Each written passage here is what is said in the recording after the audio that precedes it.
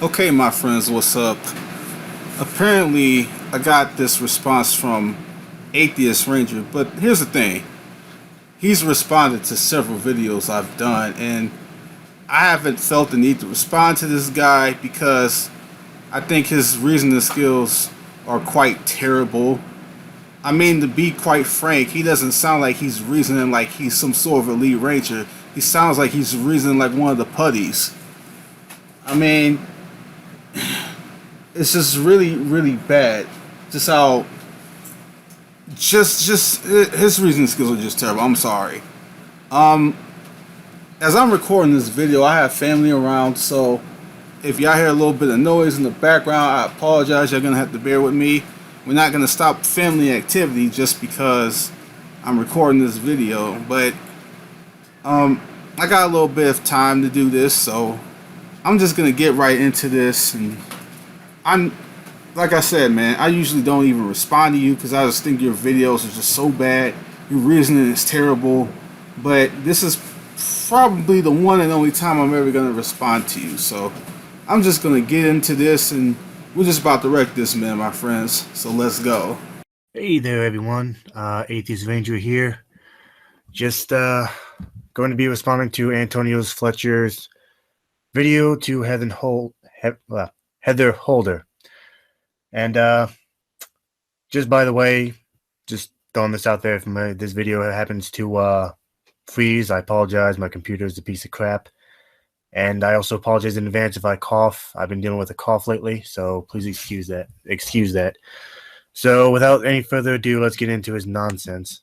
By the way, everyone, I'm just gonna let y'all know that I'm not doing this with a script. His reasoning skills are so bad, I didn't even feel the need to even make a script for this. So I just thought I'd just throw that in there. So let's continue on. Let's get into the video and see exactly why. Hi, my name is Heather Holder, and I am here to talk to you about 10 reasons why abortion should be and stay legal everywhere. 1. Because this isn't the same thing as being a human child. It lacks a nervous system, a brain, emotions, and all the other requirements for being a human baby at this current point in time. Now, there are quite a few things which have to be pointed out here. First of all, it's interesting to me when pro-choicers focus so much on how the unborn looks and is developed in the womb. But No, Antonio, and it has nothing to do with that. It has to do with the fact that a zygote is not a person. A gamete is not a person. Those two things don't equal personhood. And no matter how much you try to assign personhood to a zygote or a gamete, it's not a fucking person. I'm sorry. Okay, there's several things wrong with your argument, sir. The first thing is, number one, you didn't even define what personhood was. You just kind of said, it's not an effing person. You just made a statement. Is that supposed to impress me, guy? That's not an effing person? You honestly think that's an argument, dude? That's just stupid. That's really just dumb, dude. I'm just being frank. That's just dumb. The second thing is, you don't realize that there are actually a plethora of different states which have laws like the Unborn Protection Act. There's a number of different states that actually do refer to the unborn as a child. This is true. The only caveat that they make is that when the mother decides to terminate the pregnancy, then she can't be prosecuted for it. But other than that, the unborn is actually treated like a child in a whole lot of states. So when you say that, the unborn child isn't a person, you're just downright incorrect. And the last thing is, when does a person come into play? Does it happen magically, through the birth canal? Does it happen when the unborn's head sticking out the womb halfway through delivery? When the heck does it happen? Does it happen at 25 weeks, 2 seconds? Does it happen at 31 weeks, 3 seconds? When the heck does it happen? You haven't even defined any of that. You just basically just ran your mouth to say it's not a person. What the heck kind of argument is that? You just made a statement, a baseless statement without any support. Are you supposed to be actually making a serious argument with that? You expect me to take that seriously, guy? Dude. But you know what? I can't believe I'm even actually responding to this garbage, but this is like I said, this is the one and only time I'm responding to this, and your destruction is just beginning. There are quite a large number of abortions which occur when the unborn is much more developed than in this pic here. Even she admits herself later in the video that most abortions happen in the first trimester. In the first trimester, which ranges from week 1 to about week 12, arms and legs are clearly visible by around the 8th to 9th week period. So even in the first trimester time frame in which most abortions are happening, you're still practically and realistically looking at abortions which are not just killing what looks to be like the pic you see here. Second, okay, yeah, that is true that 90% of abortions are done the first trimester. However, and this is the fact that I know that has been brought to your attention, 90% of first trimester abortions happen before 8 weeks. So realistically speaking, yes, that's what's being taken out of a woman's body is just a cluster of cells.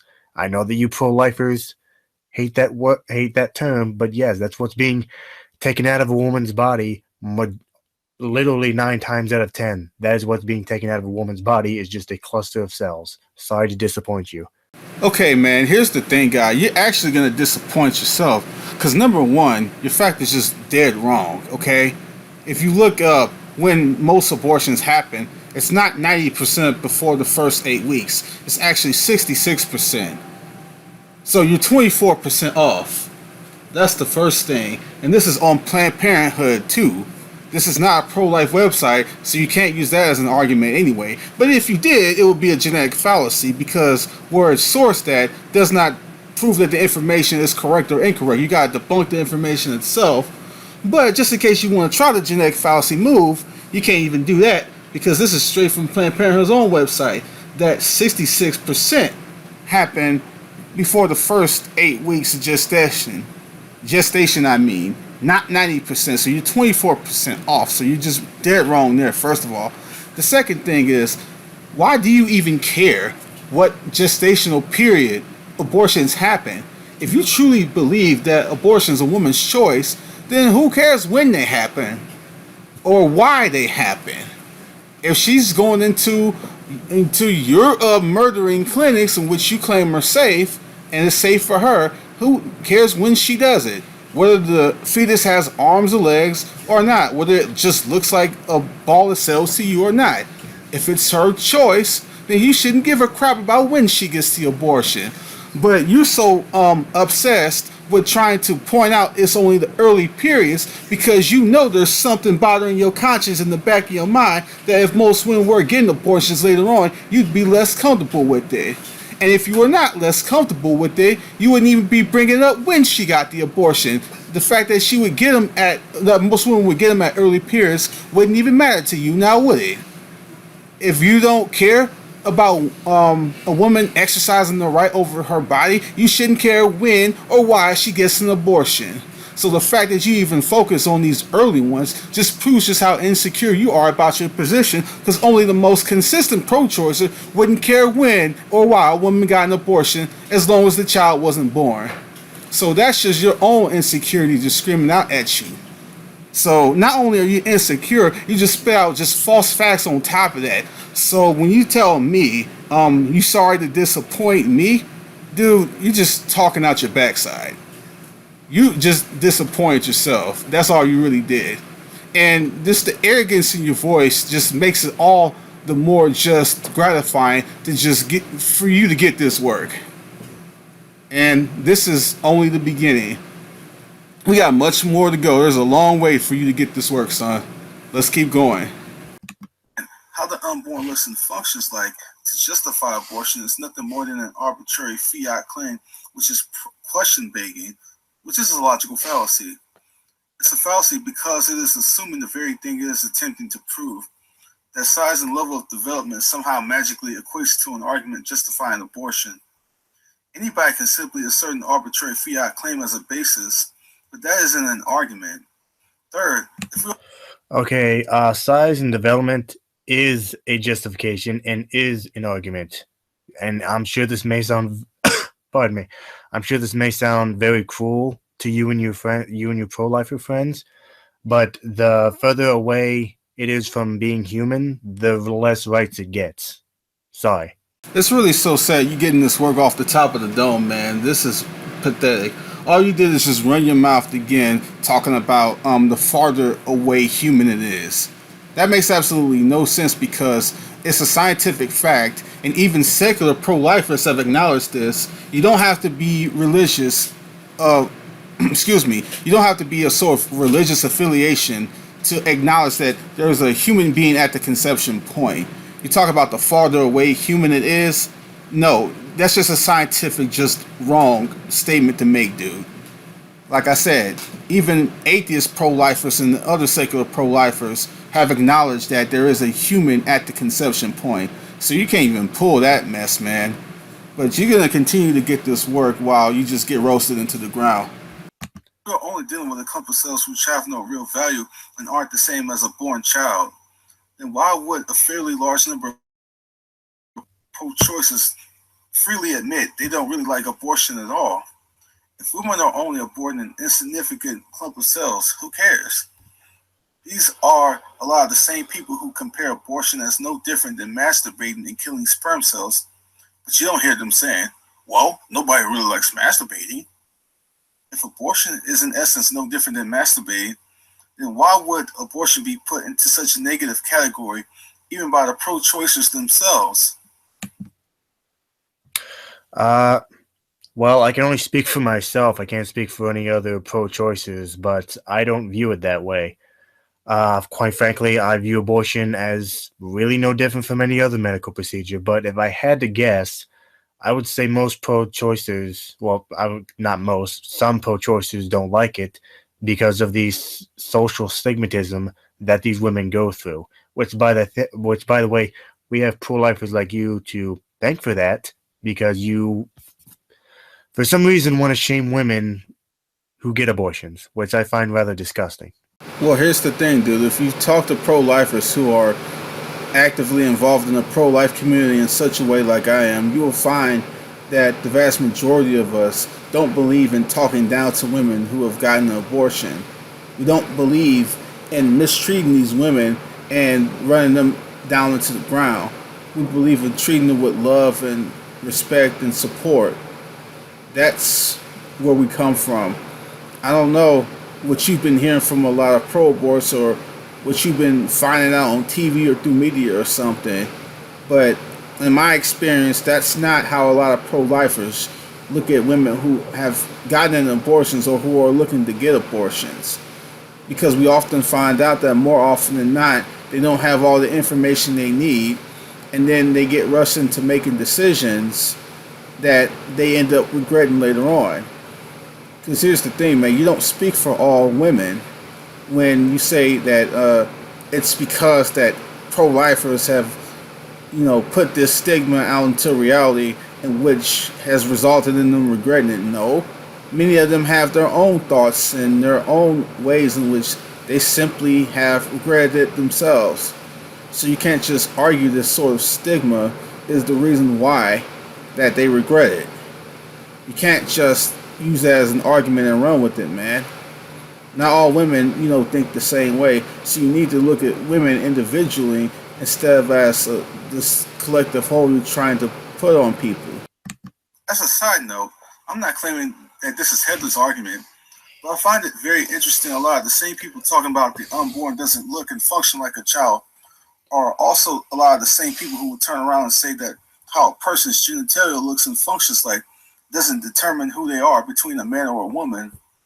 So, in the mind of many irrational pro-choice liberals, looks and functioning works only when irrational liberals arbitrarily say they apply to justify their personal agendas. Kind of crazy, isn't it? Okay, that was a complete red herring. Antonio, you may be surprised to hear this, but the science behind transgenderism, which, by the way, it is a scientific fact that, pardon me, brain fart. It is a scientific fact that people are born with their. God damn it! This is scripted too. The science of transgenderism is different than a tiny fetus in a woman's stomach. Okay, with transgenders, you have people who yes, are born male, but it is a scientific fact that their brains are hardwired against the sex that they are in. Okay? That is obviously different from a tiny, tiny fetus in a woman's stomach when the woman does not want it there. Okay, dude, you just entirely missed the point. Number one, it wasn't even a red herring, it was a comparison. You can say that the comparison wasn't valid, but to say it was a red herring is just stupid. It would just may have been a false analogy at best, but it doesn't mean it was a red herring. Because here's the thing, what I'm trying to get across to you is they say that when transgender people, look and feel a certain way, that doesn't mean that's what they are. Like they say their genitalia doesn't determine who they are. How their genitalia functions doesn't determine who they are. But then on the other side, that a lot of the same people will say how the unborn looks and functions does not determine who the unborn is. If you're going to talk about this issue about how someone's brain is wired with transgender people, then here's a newsflash for you. How a person's brain works doesn't start when they're born. It starts long before they're born. It starts in the womb. So if you're going to use this brain argument, that it actually works against you because you would have to conclude that you have transgender conditions which start long in the womb before birth even occurs. So, by your own argument, you actually shoot yourself in the foot to justify killing potentially transgender people. So, if you really want to take your argument to its logical end, then all you're really doing is justifying the potential killing of transgender persons. And if you're really trying to be pro-choice yet pro-LGBT at the same time, then I suggest you really think carefully your position over again. 2. Because nowhere in the Bible does it directly state that abortion is wrong and sinful. The Bible is often manipulated as a political tool. That's why it's important, if you're of faith, to do your own reading. Apparently, Heather doesn't seem to realize many people clearly more educated than she is in this area have done their own reading in the Bible. First of all, she's arguing from silence. She's inferring that the Bible's alleged silence on abortion means that God is permitting it. That is simply wrong. One cannot logically infer that silence about something necessitates a permission of something. The Bible also does not directly say killing the unborn one day before birth is a sin either. So by her logic, we should think God is permitting it.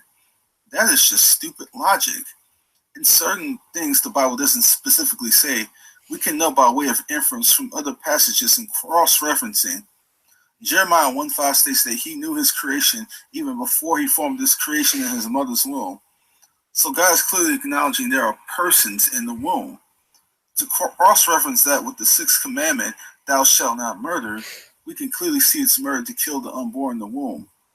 Let's have a moment of silence for her employment of stupid logic. Okay, I'm just going to skip this here. But as this argument is pretty much useless because it does not matter what the Bible says. Newsflash, Antonio, we have a separation of church and state in this country. So as far as I'm concerned, what the Bible says is irrelevant. First of all, sir, you just made another outrageous, ignorant claim about this separation of church and state thing. The first thing you need to understand is the separation of church and state is nowhere in the Constitution anywhere mentioned anyway. That was one of the things that was mentioned in the letter. So, that was in a letter from one of the forefathers. It had absolutely nothing to do with anything in the Constitution anywhere. So you need to get your facts straight, sir.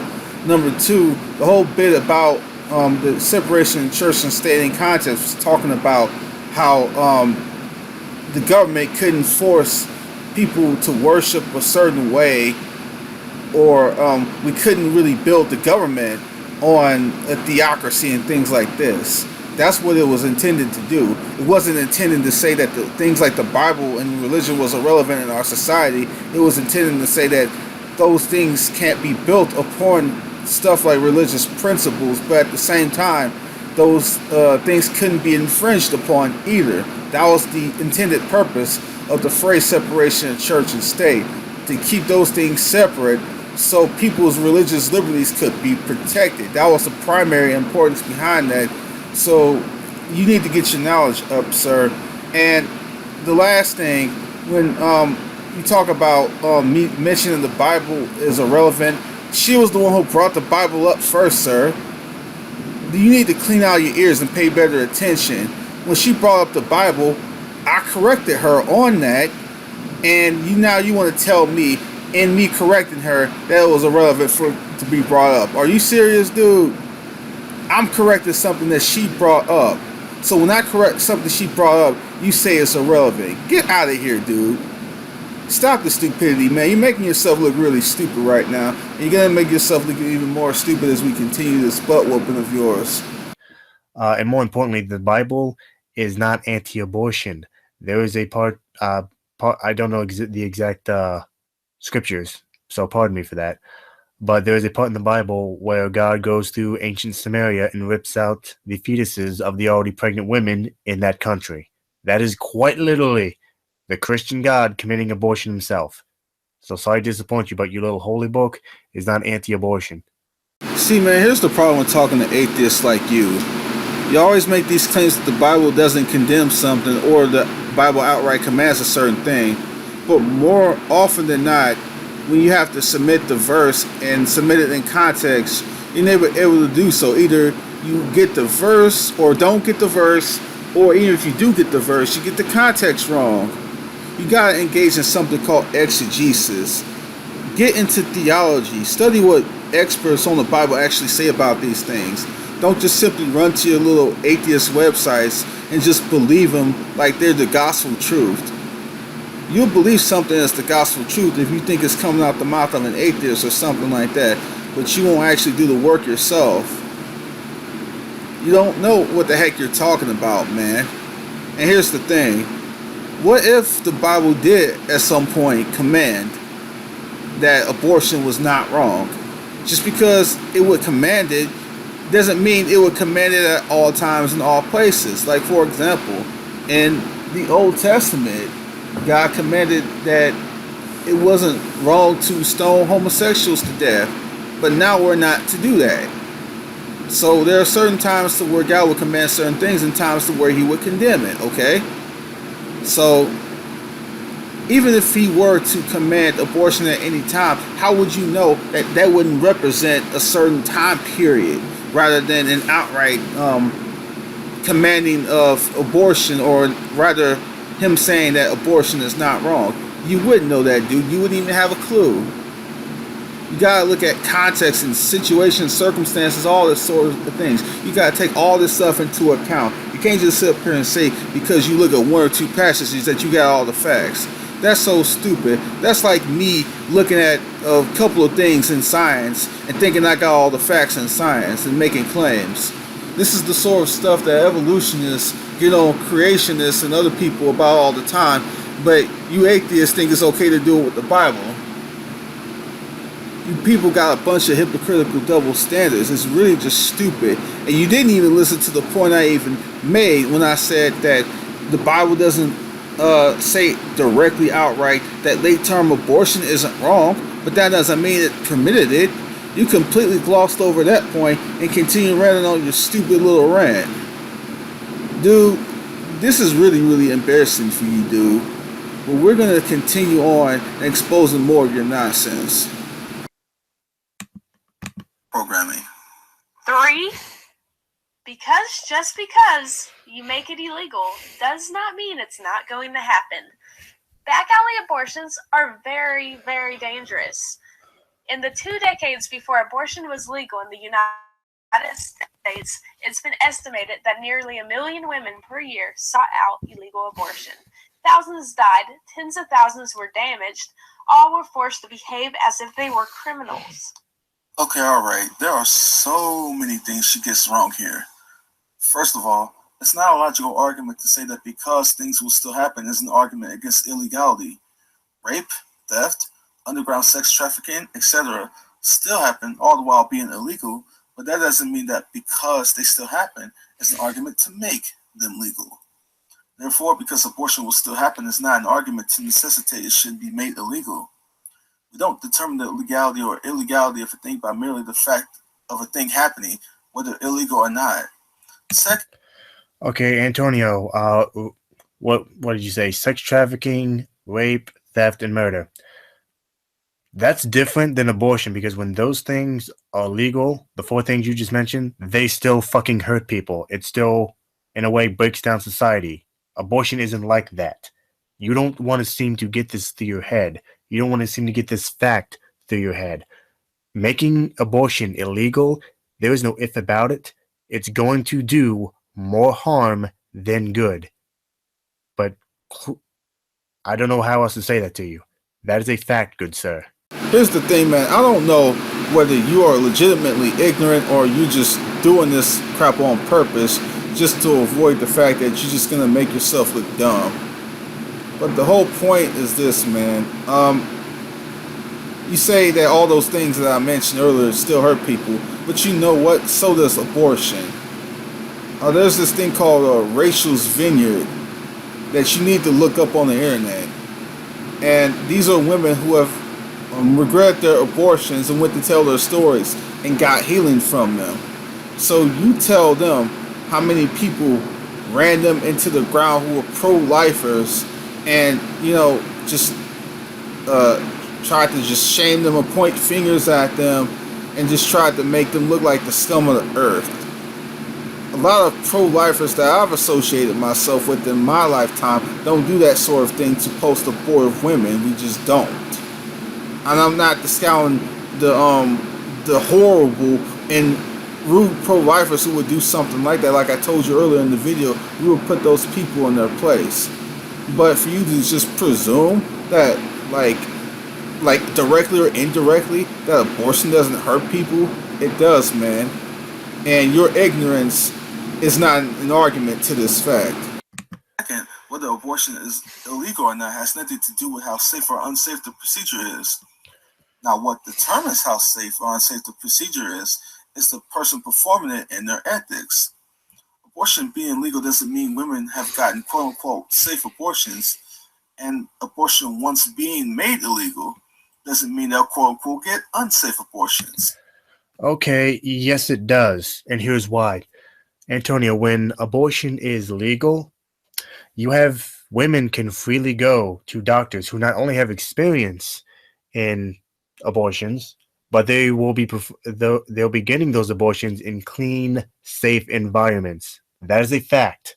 However, when you have illegal abortions, you have women going to whoever wants the fuck to do it, trained or not trained, and they'll be doing it most likely in an unsafe environment with crazy ass methods. In fact, if I remember correctly, the most common method way back when was what's called a hanger abortion. Look it up. The problem with you, sir, is that you were the one who actually didn't look anything up, apparently. Or if you did look something up, you just didn't look good enough. But if you watch my video, sir, you know I had the information in there debunking exactly what you just said. Yeah, you deliberately ignore it, and you just go on just spouting the ignorance anyway. I'm starting to wonder if you're just doing this on personal feelings, or if you even care about the facts at all. Because the fact of the matter is, a pro-choice OBGYN, Dr. Mary Calderon, debunked this whole notion that you had these thousands of women dying with all these unsafe abortions at the time. She made that very clear in the information that I posted. So I don't think it seems clear to me that you are the one who haven't looked this stuff up and want to remain in your ignorance. In fact, her claim thousands of women have died in the last 2 decades before abortion was made legal in the United States is demonstrably false. I have some information which debunks this claim in the description. Okay, the number of deaths kind of is irrelevant, but it is a fact that women did die when abortion was legal. You did have women dying from getting unsafe abortions, okay? And the fact that you are honestly willing to put women's lives at risk so you can feel better about yourself, once again, I find highly fucking immoral. See, the more I listen to you, dude, you're sounding more and more like an outright idiot. And I don't like to insult people, dude, but honestly, you just sound like an outright idiot, guy. Because I didn't say that no women died at all. That's not what I said. What I was getting at was debunking the things that Heather was saying because she tried to portray the issue like you had all these tons of women dying from these unsafe abortions, and that was simply not true. That's all we're saying. I didn't say no women died from doing unsafe things. But here's the thing. You already know what my position is on that. If people do certain things, when it's illegal, then they pay the consequences. Do I take joy in that? No. But you gotta be held accountable for what you do. You don't have to like that, but you not liking that is not an argument. And again, as an atheist, what grounds do you have to stand on to say that anything is immoral? You argue moral relativism all day from your worldview and then talk about what's immoral. You have no basis to say anything is moral or immoral. You're just pulling it out your butt crack, point blank. Even if it is true, thousands of women would get unsafe procedures and risk major harm and or death isn't an argument to justify the act of abortion. The fact that women would do risky things which could lead to major harm and or their deaths doesn't mean that killing the unborn is a justifiable act. The fact is, actions have consequences, and those women are responsible for the decisions they make. One cannot point the finger elsewhere and blame others. That is a separate issue from the act on the unborn itself, and to connect those two separate issues to justify abortion is nothing more than an illogical emotional argument, not a logical argument. Okay, it is absolutely a justification because if women are going to get abortions, they have a right to do it in a safe environment, not an unsafe one. And by the way, nice victim blaming. Okay? The fact that you think it's a woman's fault that she's going to have to go through an unsafe abortion because society made it illegal, no. It is society's fault for backing her into that unsafe corner. Okay, dude, there's a number of things I gotta mention on this. First of all, if you look at legal and illegal abortion, like I said, it's about the ethics of the person performing the procedure, not about whether the procedure is legal or illegal. For example, even in our modern times of legal abortion in the United States, you had this dude who was named Kermit Gosnell. Look him up, guy. Kermit Gosnell. He ran one of the most deadly abortion clinics you can possibly imagine, alright? And all sorts of women died. So you can just get your head out the sand and you need to check the facts out, man. All sorts of illegal things have happened while abortion is legal now. And a lot of abortion clinics have been shut down because of illegal things going on. Again, get your head out the sand and get the facts. It's about the person performing the procedure and what their ethics are, not whether it's legal or illegal. And another thing you gotta take into account is you want to make this flimsy argument about a woman doing unsafe things, but then I think at some point in this video, if you haven't mentioned it already, you will mention it at some point later in this video that late-term abortion is illegal. But here's the thing: what if a woman is desperate and want to get an abortion and she can't go a lot of places to get a late-term abortion? What if she does something unsafe then? Did you think about that? Did you take that into account in your argument? That if she wants to get a late-term abortion, that she might do something unsafe? But you the one who talking about, well, it's illegal and they can't do that. As if you act, I don't know if you honestly believe that she should be able to do it, or I don't know what your position is on that. Or you just go to the fact that it's illegal and you just ain't not saying anything on that because you don't want to offend somebody. I don't know what the heck your position is on that. But why don't you make the same argument for where abortion is illegal late term? What if a woman wants to do something more unsafe to her body then? Are you going to make the same argument then where abortion is illegal? Your argument is just outright just flimsy and arbitrary. And the more you talk, the more stupid you sound. Or because women have rights. If we aren't even allowed to take organs from a deceased person without his or her consent, regardless of saving someone's life, why are we trying to dictate this living, feeling individual? The mother is alive, and she has rights to her body. This is nothing more than an old organ donation argument. The organ donation argument is not comparable because if someone dies because they didn't receive the organ they needed, then that death is passive, not active. Active versus passive death is an important distinction. Why? Well, let's say someone who needs an organ from you doesn't get it, and eventually they die. That's passive death. But let's change up the scenario a bit. Let's say you deny your organ to them, and before they pass away as a consequence, you put a bullet in their head. Now, you would be clearly charged with murder if you did such a thing, and for good reason. But you wouldn't have been charged at all if you simply denied your organ and the person passed away on their own. In other words, you cannot actively kill someone because they rely upon you for their survival. This is what abortion is, the active killing of the unborn. It is not simply a passive denial of a woman's body. There is a clear difference between active death and passive death. Even if one could make a coherent bodily autonomy argument, it would not justify active killing. And let's take such reasoning and apply it elsewhere. Let's say a landlord rents out property they own to a tenant. Generally speaking, in the United States, a landlord cannot evict the tenant off their property without going through the proper procedures and acquiring a court order.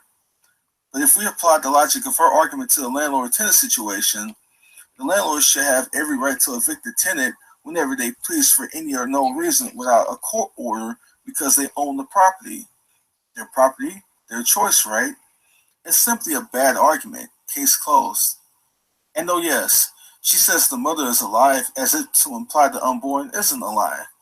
If this was her implication, then she needs to brush up on some basic science and learn the unborn's alive. 5. Okay, the example you gave was honestly, pardon me, was honestly just so dumb that I'm not even going to respond to it. Translation. Oh, I might have an answer for you, but I'm not going to tell you what it is, so I'm just going to go on about my business.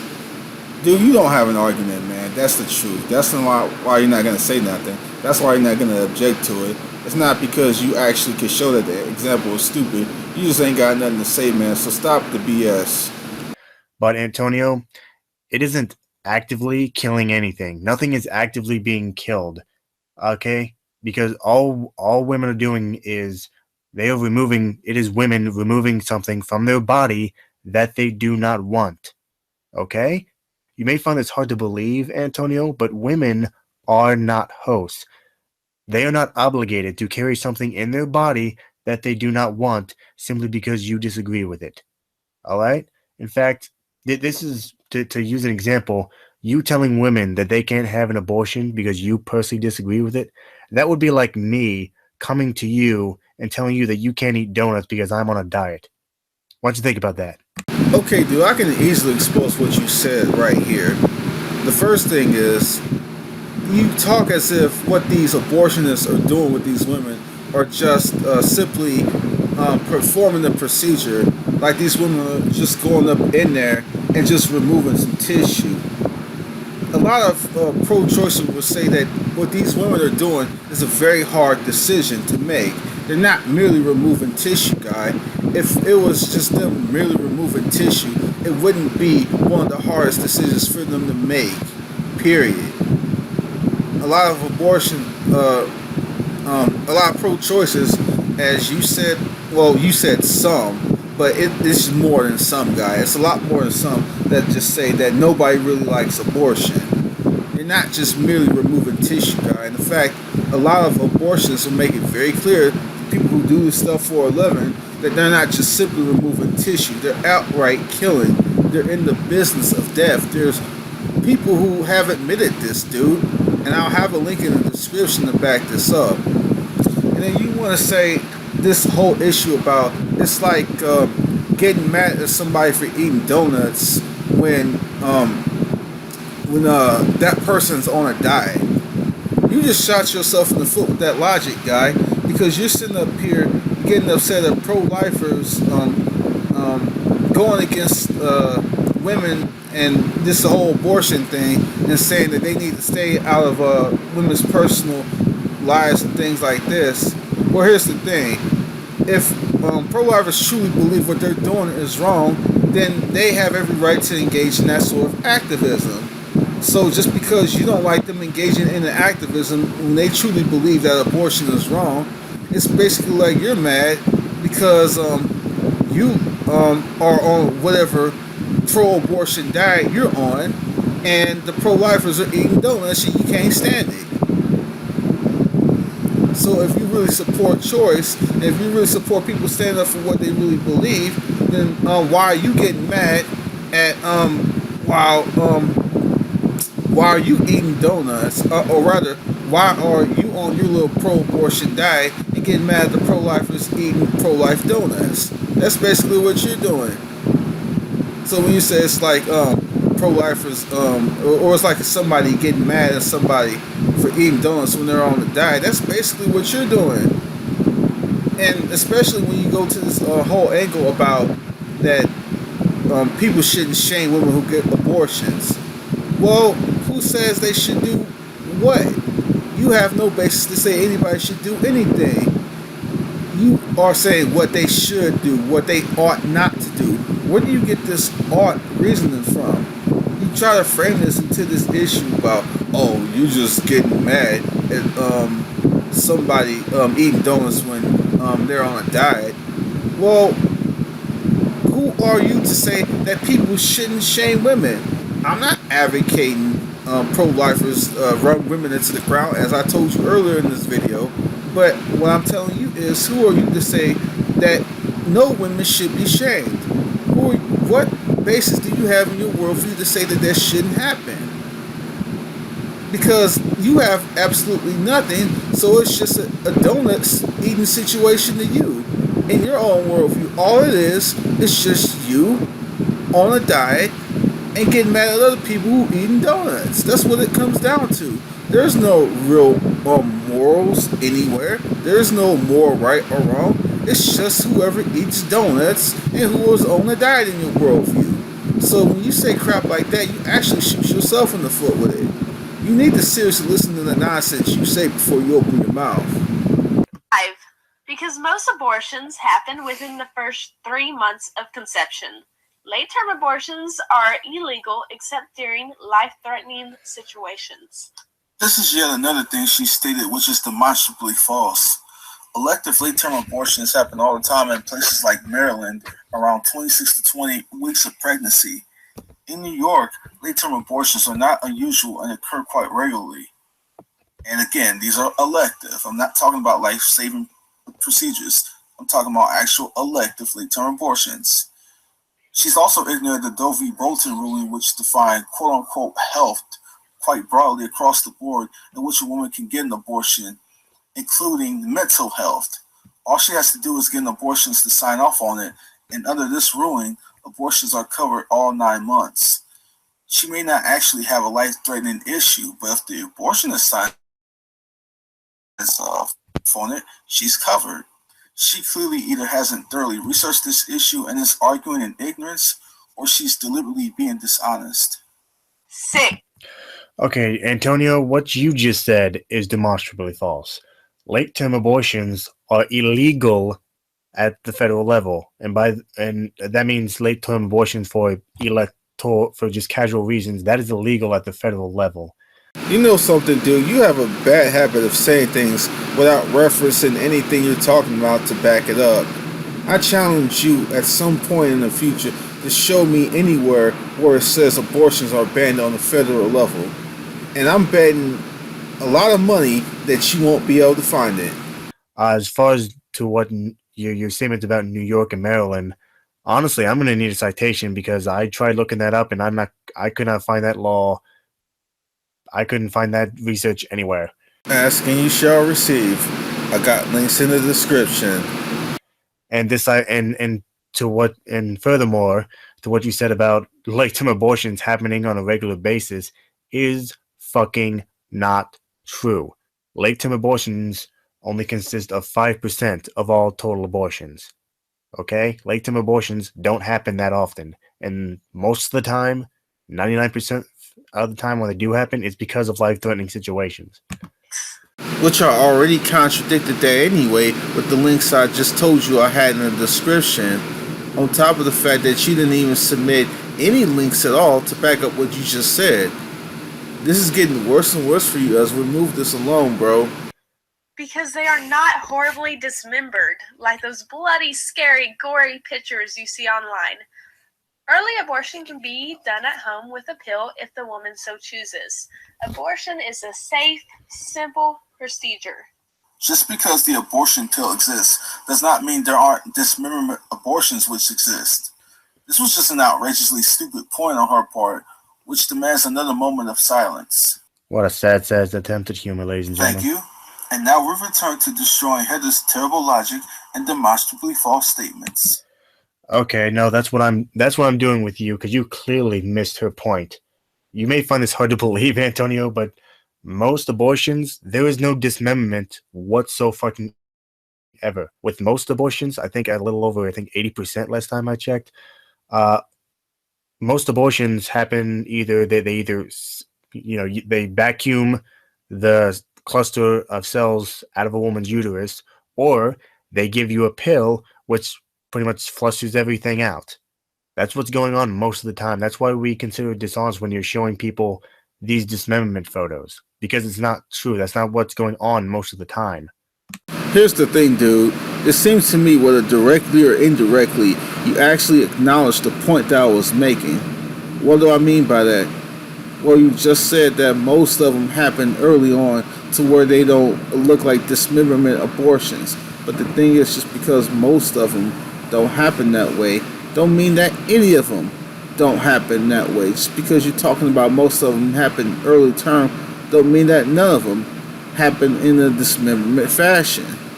So you just made the point that I made. It doesn't matter the level of amount, the quantity. It matters whether they happen at all. But that's an irrelevant point anyway, because you talking about the method in which they're done and how they look like doesn't have anything to do with whether the procedure itself is right or not, or rather I should say should be morally permissible or not. Because that's just like saying, well, someone only injects people in a coma with some sort of thing that puts them to death without them realizing it, rather than them taking a chainsaw and then chopping their bodies up. So just because you do it a certain method does not mean anything.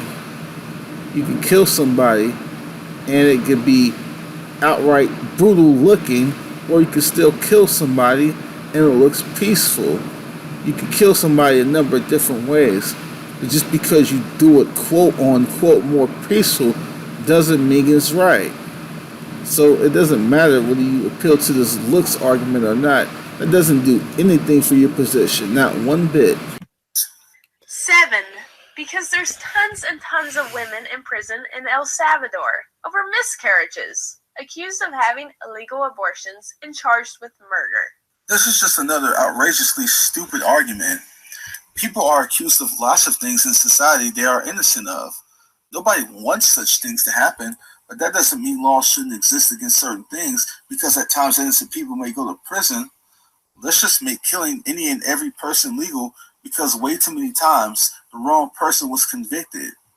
That way, we'll prevent any innocent person from going to prison. This is just all around bad reasoning. What we should focus on is making an argument to work on the improvement of jurisprudence in society, not an argument against it. Okay, what a fucking straw man as usual.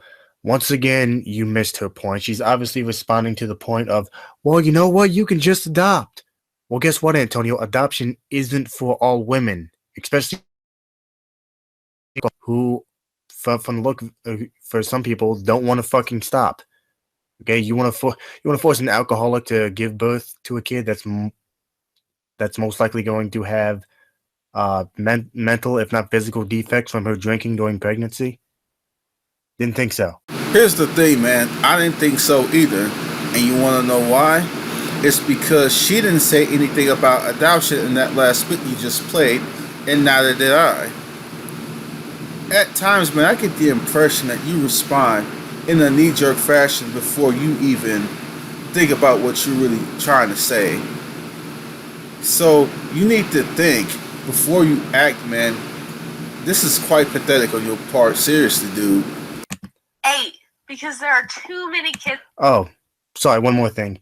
And also, to make abortion illegal, to what you were saying earlier, if you make abortion illegal, Antonio, there is no if about it. You will have to waste police time and police resources investigating miscarriages to make sure they were accidental. Which is nothing more than pathetic scare tactics, because if you're at least talking about in the United States, there is no such history to back up that such things like that were even happening, dude. See, you're making a bunch of claims and you have no basis to even argue this or back any of this stuff up. You don't have any data or facts to support any of this crap that you're saying. You're just pulling stuff out your backside and just arguing on your emotions, man. You're not really bringing any logic to the table, man. This is so pathetic. And I know I just said that earlier, but I can't stress it enough just how pathetic this response has been. Kids in foster care already. Not all kids get adopted, and adding more to the mix doesn't help. Adoption is good for some women, but not all. She actually shoots herself in the foot with her own argument here. Why? Think about it. If there are too many kids in the foster system, then how could that possibly be so if many women did not choose to have their child, in which case the children ended up in foster care in one way or another after these women freely chose to go through with their pregnancy? So, it's a problem that we have too many women freely choosing to go through a pregnancy, which has led to this issue? If she truly supports choice, then why does it matter to her how many kids end up in foster care if the consequence on quote-unquote too many being there is because many women chose to carry their pregnancies to term in the first place? Is she indirectly implying she has a problem with the choice which results in quote-unquote too many kids? If so, then she's shooting herself in the foot by complaining about the amount of kids. We apparently can't have too many women freely choosing to have babies and potentially ended up in the foster care system now, can we? Her concern should be about fixing the system, not simply complaining there are too many kids in it.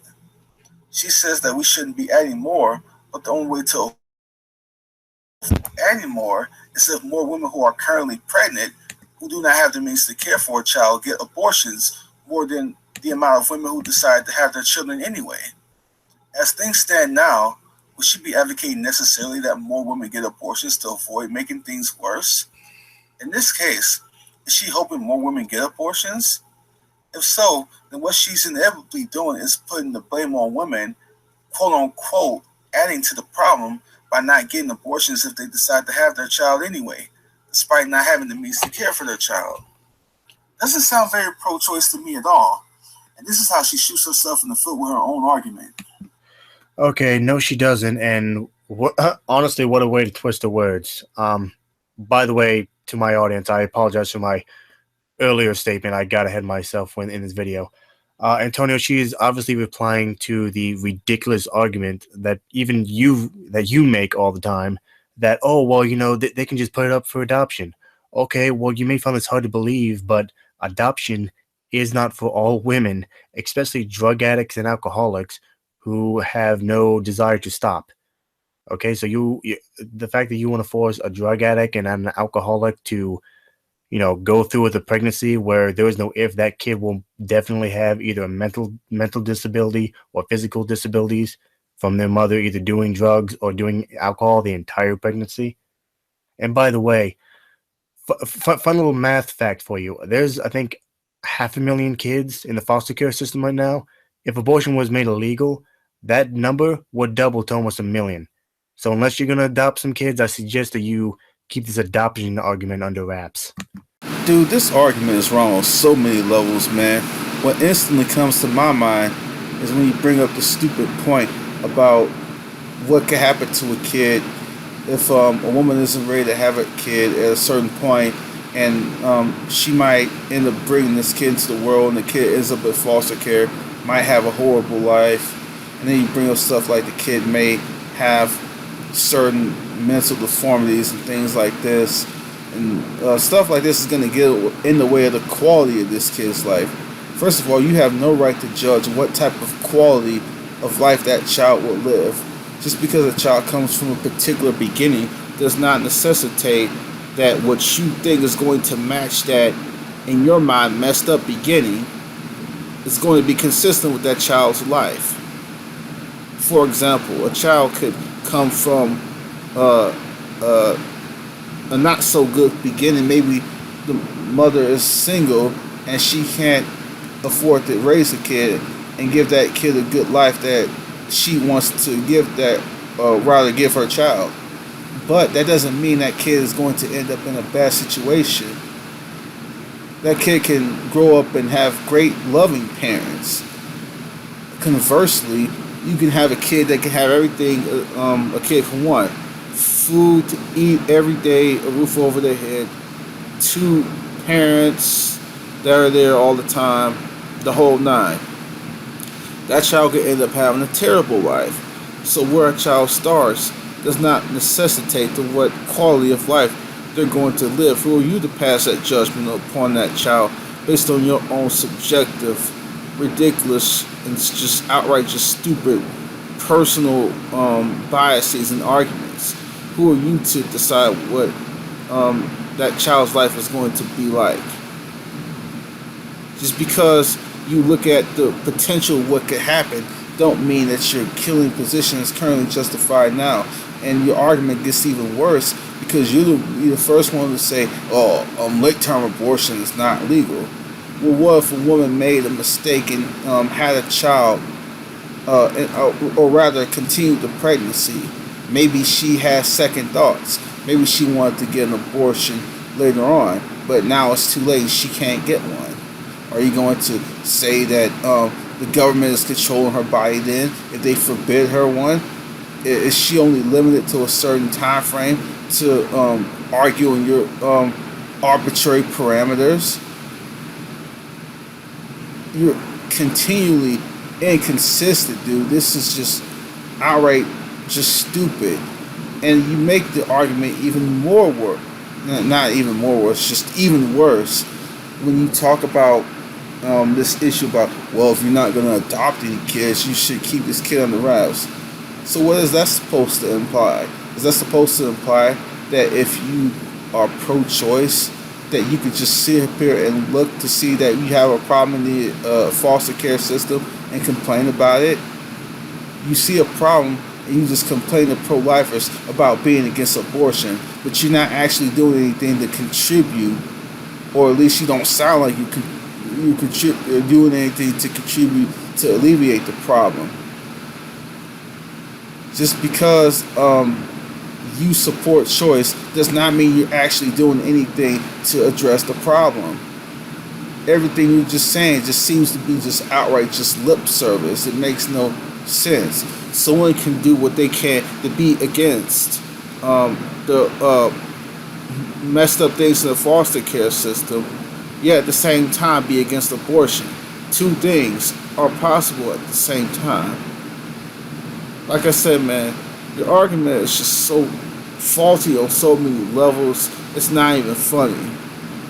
You want to dictate, or rather, say that women should be able to dictate what type of life what type of life the children are going to live based on their particular circumstances, which does not logically necessarily follow whatsoever. This whole argument turns into nothing more than a huge emotional red herring. That's all this just really is you just ranting. You're not actually bringing any arguments, dude. You're not actually bringing up any points. You're just ranting and whining. You don't have anything to justify your position. Nothing at all. 9. Because it's not our place to judge and shame other women who have to make the tough decisions. And as a woman, whether you had an abortion or not, you should never give up the rights or the rights of your sisters. In the Bible, it says all have sinned and fallen short of the glory of God. With that in mind, I'm not out to hold a woman getting an abortion as something I can use to point my finger at her as necessarily committing something worse than the sins I've committed. I'm guilty under God just as much as the women who have gotten an abortion. That being said, however, We cannot overlook the evil that is abortion. We have to equally call it out as wrong, just as we do any other sin. But what really interests me is when pro-choicers say that women shouldn't be shamed for getting an abortion, but who are they to say who should and shouldn't shame who?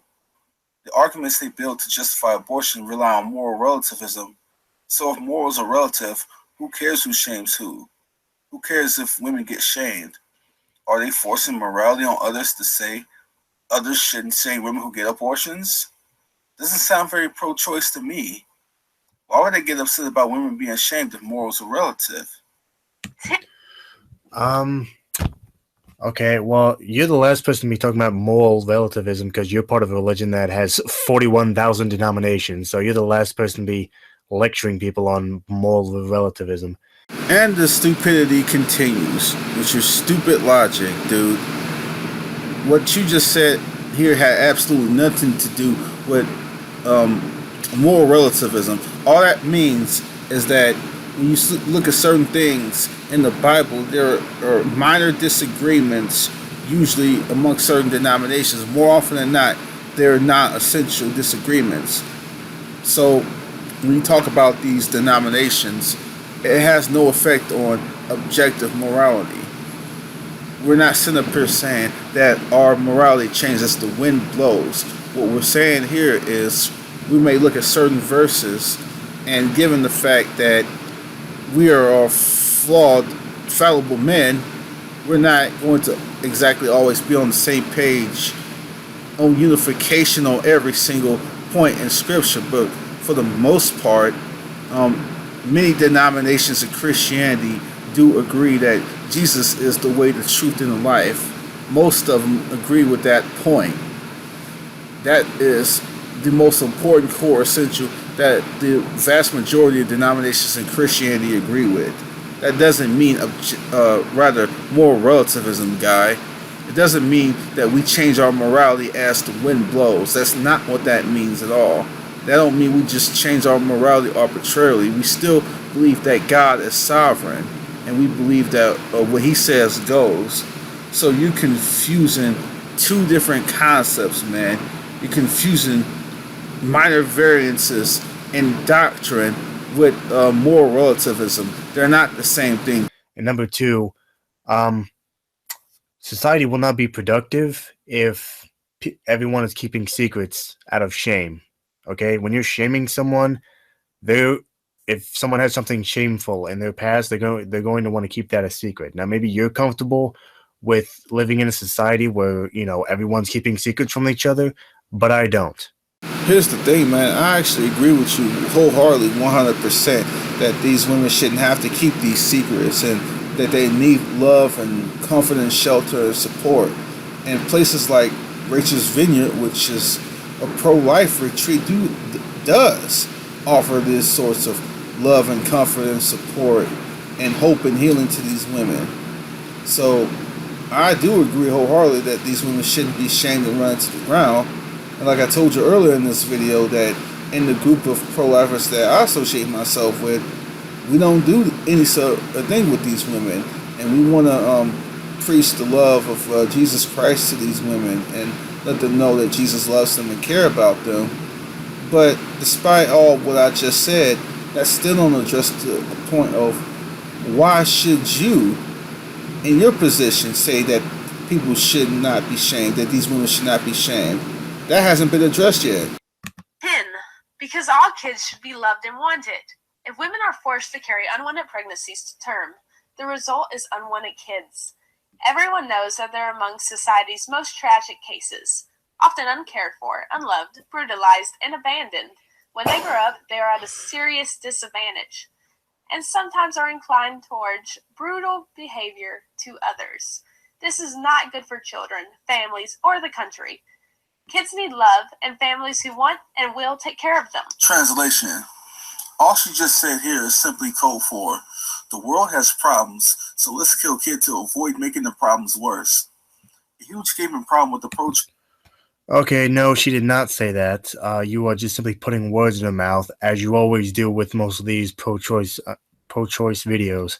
Dude, you don't have to say something explicitly to make a point implicitly. The point is that just because things happen in the world and things are hard in this world does not mean that the act that you're looking at, abortion, is a justifiable means to keep from dealing with these acts. That's the point. You can try to dance around and skirt around it all day, and I and many other pro-lifers will continue to call you pro-abortion out on your BS. Choice argument is how inconsistent they are. They want to pretend like what they support with legal abortion isn't just as much of a problem as other brutal killing murderers with the moral relativism they appeal to. Morals in their mind are relative, but somehow they are more justified by killing logic than a mass serial killer killing born humans. Heather has absolutely no objective basis to argue that her killing position isn't on the same level of brutality as the mass serial killer. If the mass serial killer says he is justified in his actions as a woman getting an abortion, then who is the pro-choicer to say he's wrong under moral relativism? What they think doesn't equate to truth. If in his mind he's just as equally, if not even more justified for his actions, then he is. This is the conundrum the pro-abort is in when arguing their position based on moral relativism. But what about the currently born kids she claims aren't loved? What are we to do with them? Kill them? Why only stop at an arbitrary point in the womb? After all, you wouldn't want these currently unloved kids growing up into doing violent things, right, and becoming criminals, correct? Why not just take them out now? Heather has no objective standards she can appeal to in order to say one should be able to kill humans in the womb, yet not be able to kill them outside the womb. Her position is a total mess, thus it's untenable. Okay, well, the problem is with your argument is that you view abortion as murder. I don't, and pro-choicers fucking don't. And as far as objective morality, that does not exist. You have not provided evidence that it even exists. Okay, so you don't think abortion is wrong, and other pro-lifers and I do, so I don't really know why you brought that up. And yes, this is a discussion about worldviews when we get down to it, when you're talking about moral relativism and objective morality. But don't sit up here and pretend that you've actually argued for moral relativism. You just asserted that objective moral or objective morality rather doesn't exist. You haven't proven that. And as far as drawing a difference between abortion and supposedly quote unquote murdering in the womb and murdering outside the womb, here's the thing: murdering outside the womb will break down society. Is a negative. In other words, to put in a way you obviously understand, murder, quote unquote, outside the womb is a negative for society. The other way, abortion, is not. Your personal assertion and opinion, and continue to ignore the women who have been affected by this issue. Again, like I said earlier, which had absolutely nothing to do with anybody coercing them to feel this way. They felt this way because they felt like they actually killed their babies, and it's made them suffer for many, many years. It's just something that you just simply don't get over. So when you say it's that abortion doesn't have a negative effect on society, in your little bubble, in your little world where you shade yourself from the rest of reality, that may be the case. But the rest of us who live in the real world know better than you do, sir. I don't know what else to say. I sorry to disappoint you, Antonio, but abortion is not and never will be murder. Period. Anyway, that's my